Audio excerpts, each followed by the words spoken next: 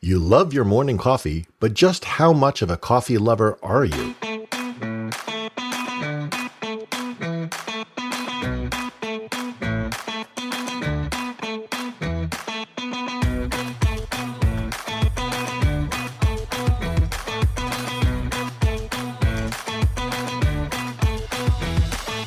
Welcome to the Throttle and Roast podcast. I'm your host, Niels Meersschaert. In this episode, we'll discuss some things that help you determine whether you're a coffee fan or an absolute enthusiast for all things coffee. We'll discuss beans, different drinks, brewing styles, and even some warning signs about caffeine addiction. Grab your coffee and a comfortable chair, and we'll dive into this episode. Now, one of the best ways to know if you're actually a coffee lover is that you know your beans.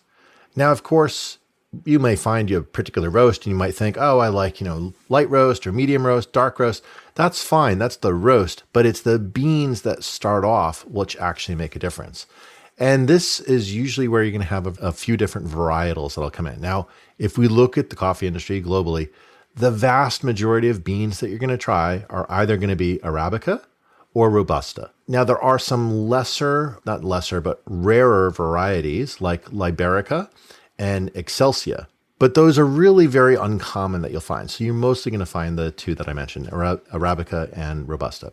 Now, Arabica, of course, was originally found in Ethiopia, and this was thought of as the birthplace of coffee. So this is why it's really the essence that most of us think of coffee. They tend to have a softer, sweeter taste than other bean varieties, and it's the least acidic of the beans, often produced in areas with lots of rain like Brazil.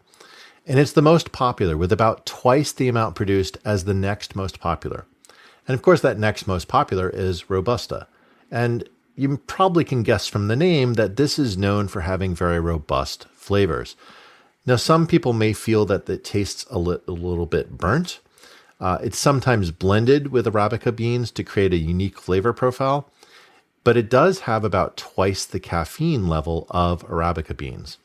And about half as many Robusta beans are produced as Arabica, as the flavor profile tends not to be as appealing broadly as Arabica.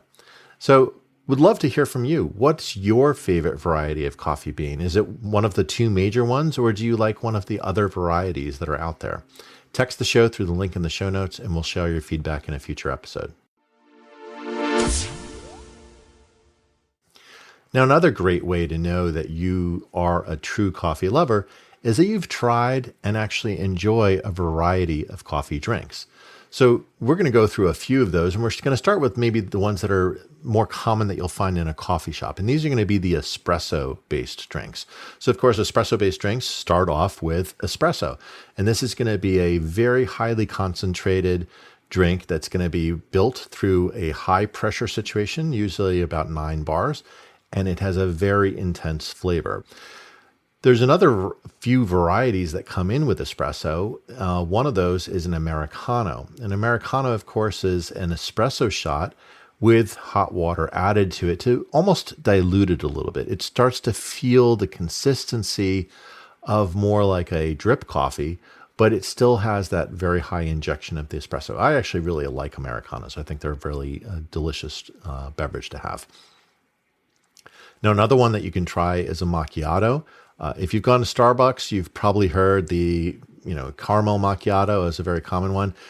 The real thing with the macchiato is fundamentally it is espresso with a shot of foamed milk. That's really the definition of it. Really nice flavor to it. You're adding in milk. And as I said, this is where you start to get more of the milk drinks are very common within espresso. Another one that you can try, and this one's probably a little bit more common for a lot of people to try, is a cappuccino. And this is actually equal parts of espresso, steamed milk, and foam. So we talked about steamed milk and foam, and there is a little bit of a difference in there. Obviously, the amount of air that's going to be in the milk is going to create more foam as opposed to just being steamed. But this is really where you start to get that bit of a different flavor. That texture that you get with the foam typically put onto the top of the cappuccino does create something where just you pass through the other parts of the beverage through that foam, and it just gives a different experience and texture that you might enjoy. Now, a latte is very similar to a cappuccino, but it's oftentimes served in a glass. This isn't exclusively the case. Lots of people really enjoy a latte. I find it tends to have a lot more milk than a cappuccino and maybe less of the foam. Another one that's very popular, certainly within the Starbucks realm, where they really tend to like a lot of sweets, would be a mocha. And this is essentially where you add some chocolate with your espresso and steamed milk. So it can add a little bit of a nuance to there. Oftentimes, people will describe some coffees as naturally having chocolate notes, and this just further accentuates that and directly puts chocolate into it. Now, another one that is very common, certainly in France, it's not as likely that you're going to find it very commonly within a lot of coffee shops within the United States, although it is gaining a little bit in popularity. And this is cafe au lait. It literally means coffee with milk. And originally, it was an even mix of brewed coffee with milk, but there would be sort of more like a cortado, which we're going to talk about in a moment, as far as the ratios, but it really was brewed coffee as opposed to the espresso coffees. So a cortado is equal parts milk and espresso. It's usually served in a glass, and you can then see this almost caramel color showing through it. This is actually one of my favorite coffee drinks that's out there. And the reason why is that equal blending, it's not going to be as large as, let's say, a cappuccino or a latte would be, where it tends to be more milk than espresso. This is equal parts, so you really get this beautiful, beautiful color into it, and that's shown through the glass. Really makes for a delicious flavor as well. If you're really feeling that you need a caffeine kick, you might want to consider looking at a red eye. And a red eye, of course, is normal brewed drip coffee with an espresso thrown into it. So when you need that extra boost of espresso in your morning brew, it's a great one. Now, of course, there's many other drinks that you can get into. You can get into flat whites and a couple of others, but I think these ones that I highlighted here are the ones that are the most common that you'll find in most any coffee shop. So would love to know, do you prefer espresso drinks or drip coffee? And if so, what is your favorite coffee beverage? Text the show through the link in the show notes, and we'll share your feedback in another episode.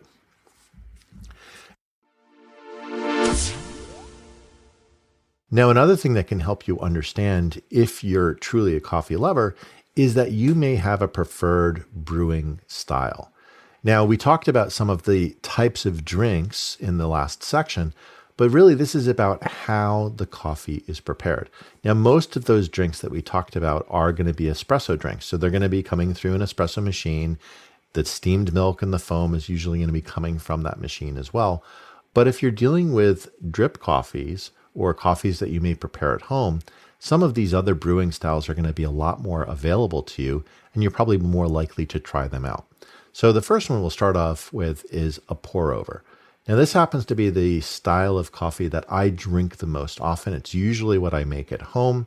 And this is a very simple mechanism of that you're going to grind some coffee up, you're going to put it into a cone filter, and you're going to just pour water over it to try to get that extraction coming through.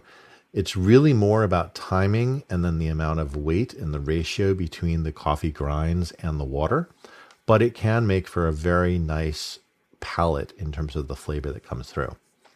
Another very popular one for at-home use would be a pressing method. And there's usually two very popular styles on these. One is, of course, the French press, which has been around forever. If you've ever had one of those Bodum French presses, you've probably tried this out. And this is a very simple glass vessel typically. And you're going to then have a filter, which is put up onto the top. It usually has some rings along the side, certainly on the Bodum ones it does. And your grinds will go down at the bottom.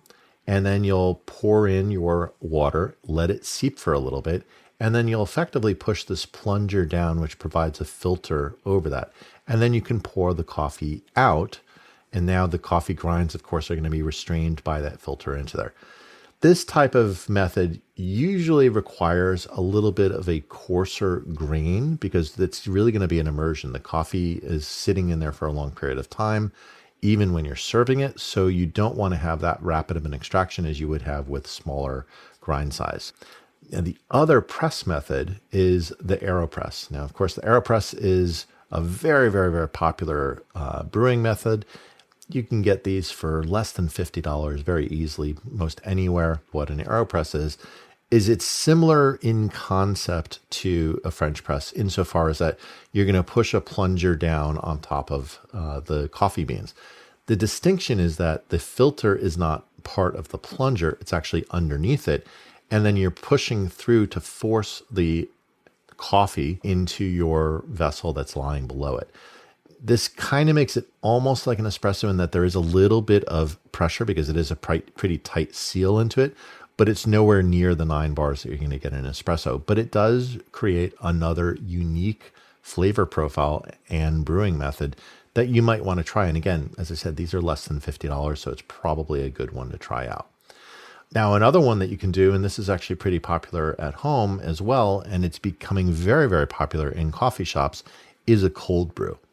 Now, most of the beverages that we've talked about thus far have been what's typically called a hot brew. And a hot brew is really fundamentally that you're going to use hot water in your coffee grinds to brew the coffee. And this heat helps to accelerate the chemical processes that actually extract the coffee flavor into the water. Cold brew, on the other hand, is literally as it sounds. It's using typically cold or at least room temperature water, and then having an extraction that's not measured in minutes, but measured in many hours. The real benefit of a cold brew versus a hot brew is that by extending the brewing time and by using a colder water as opposed to the hot water, is that you tend to get less of the sharper flavors that you're going to get in a hot brew. So it tends to, most people will refer to a cold brew as being a very smooth flavor. And this is something that can be really, really enjoyable. We actually have an article on the Tank of Coffee website describing the cold brew coffee maker that we use, which is an OXO. And of course, the last one is kind of where most of the drinks that we talked about in the previous section is, which is espresso. And as I said, espresso fundamentally uses a machine that can generate 9 bars of pressure. So it's a combination of the heat and the pressure forcing through the puck, which is very finely ground coffee. It creates a very intense flavor. And this is why a lot of the drinks are usually offset with a bit of milk to maybe soften and give a little bit of a creamier texture. But espresso by itself can be a very wonderful, delicious drink as well. If you're doing it at home, you do need more specialized equipment for it, so they will be a little bit more costly than some of the other brewing methods. But would love to hear from you. What's your favorite way for brewing coffee? And is it the same way that you like when you go to a coffee shop versus what you brew at home? Text the show through the link in the show notes. Now, another way to know that you are a true coffee lover is that you have a few favorite coffee shops that you may go to regularly. And these may be independent coffee shops that are maybe within your area. And usually each of them will have their own signature drink. There's some drink that really is specialized for that particular place. Maybe it's even its own concoction rather than just being, oh, we're really good at cold brew or we're really good at cortados. Often most coffee shops will also use different roasters for their beans, and the roast does have an impact onto the flavor. So you might have a particular roaster that you prefer, and you'll try that out from a particular coffee shop, or maybe you'll do a few different ones that you like. But I'd love to know what you think. What is your favorite coffee shop? Is it one that we've featured on Tank of Coffee? Text the show through the link in the show notes, and we'll share your feedback in a future episode. Now, you have to be careful because it's very possible, and if you love coffee as much as many of us do, you could develop a caffeine addiction. And there's a couple of signs that you may want to just keep an eye out for and see maybe you're having a little too much coffee each day, and this could be affecting you and starting to create that need for the coffee rather than a enjoyment of the coffee. So the first one is, have you ever gotten a headache if you miss out on your morning brew? This may be an indication that your body physiologically is now requiring you to have that caffeine each day. and it's then causing a physical reaction or response to that lack of caffeine in the morning. So be very careful if you're finding that you're having headaches. You could also be quite irritable before your first cup of coffee. And again, it's that same thing. It's almost like a withdrawal that is causing you to have a emotional reaction this time to that lack of caffeine. Many people who use coffee because they feel that it helps them to actually be more focused may disagree with this, but you can actually become distracted easily if you don't have coffee. And this is a little bit of that same sort of aspect of that addiction is causing your mind to wander a little bit without that caffeine. And this leads into another sign that's a really big warning sign for it, is that if you need more coffee each day just to have the same level of fix. So you may want to be very careful about seeing if you're getting to that type of a level where you're beyond just enjoying coffee, but more getting into this addiction. So I'd love to know what you think. Do you think that you're more of a coffee lover? Or have you gotten so comfortable with drinking coffee in such volumes that you're really more addicted to caffeine? And if so, what do you do to address it? What's your go-to? Love to hear from you. Text the link in the show notes and we'll share your feedback in a future episode. So let's wrap up. We've talked about a few different aspects to sort of really figure out if you are a coffee lover, or even possibly going beyond that. We talked about various beans. What might be your favorite type of bean? Is there a particular variety that you're really interested in? We talked about a number of the different types of coffee drinks that are available, most of these being espresso-based drinks, of course. Or have you not sampled all of them? I'd actually encourage everyone to try out each one because there may be something that you've not tried before that might be one that you really enjoy. We also talked about a few of the brewing styles, in particular for drip coffee as opposed to espresso coffee. Even many of these you can do at home. And of course, we talked about when you've maybe gone beyond being a coffee lover to being a caffeine addict and some of the warning signs that you might want to look out for. So I hope this episode was helpful and maybe you got a chance to figure out some new drinks that you want to try out or some new brewing styles. Thanks again for listening, and we'll see you the next time. Hey, if you enjoyed this episode, please tell a friend about the show. You can often share an episode directly from your podcast app, or you can direct them to throttleandroast.com. Word of mouth is the best way for us to grow and find new listeners, so I really appreciate your help.